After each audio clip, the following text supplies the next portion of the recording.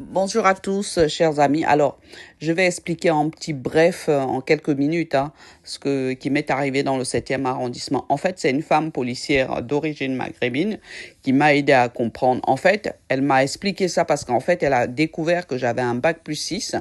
Et donc, du coup, elle était étonnée de me voir aller dans une audition dans le 7e arrondissement pour l'affaire de Franck Nicolas. Il y a longtemps, je crois, 2017, je crois que j'étais partie là-bas. C'est là où elle m'a dit, en fait, les femmes, il y a un groupe d'hommes dirigeants puissants dans Paris qui harcèlent les petites femmes qui n'ont pas de diplôme, qui ont des niveaux bac, et donc du coup qui les maintiennent dans leur harem en les harcelant.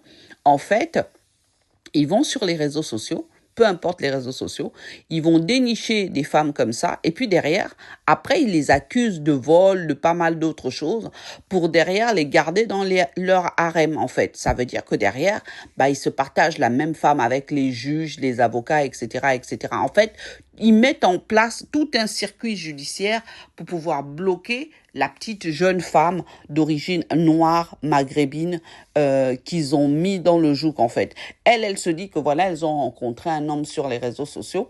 En fait, derrière, en fait, ces hommes-là les font du chantage en les demandant des histoires sexuelles un peu bizarres, etc., etc. Et donc, c'est une policière qui m'a ouvert les yeux sur ce dossier-là quand j'étais partie au à une audition.